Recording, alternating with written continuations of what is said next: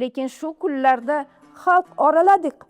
Olampanoh, raiyatingiz aynan ushur oluvchilardan norozi. Olampanoh, ular hosil nobud bo'lishiga qaramay, bog'dorlardan keragidan ko'p soliq yig'ib olishyapti. Qanday haddalari sig'di. Xalq orasida yurib, shu gaplar menga yetib keldi.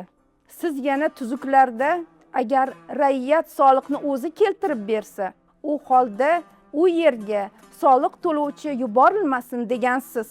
Har yili ushur beruvchilar soliqni o'zlari olib kelurlar. Bu safar esa soliqchilar ulardan majburan undirib olishdi. Men yasoqiylarni bu ishga tayin etgan edim. Ulardan tadbirkorlik, adolat bilan ish tutishni, xalq va davlat manfaatlarini teng hamda muvozanatda saqlashni talab etgan edim. Xiyonat. Moliya vazirlari moliya ishlarida xiyonat qilib, mablag'ni o'zlashtirgan bo'lsalar, u holda bu holat ayb darajasiga qarab baholanishi shubhasizdir. Agar o'zlashtirilgan mablag' uning ulfasi miqdoriga teng bo'lsa, ma'lum ma'noda in'omdir. Agar 2 barobar ortiq bo'lsa, ortig'i maoshidan ushlab qolinadi. Agar 3 barobardan ko'p bo'lsa, barchasi saltanat xazinasiga qaytariladi.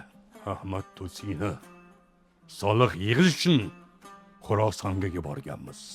Tez orada qaytadi. Samarqandda ham soliq ishlarini unga topshiramiz. Bog'dorlarimizni qiynagan nonko'r soliq yig'uvchilar jazoga tortilg'ay. Bekam, meni bu farmoyishimni siz amalga oshirursiz. Bosh ustiga Olampanoh, Shuni unutmang bekam, adolat bizning oyog'imizdir. Saltanatimizning ustunidir. Men safarga yo'l olar ekanman. Sizga faqat haq ishlarni va tuzuklarni topshirurmen bibi xonim. ko'z qorichig'idek asragaymen. Olampanoh, men asli tuzuklarni yoddan bilurmen. Hamdamim, aziz hamrohim, bibi xonim, siz ham asli adolatni men bilan birga ko'tarib yurgaysiz.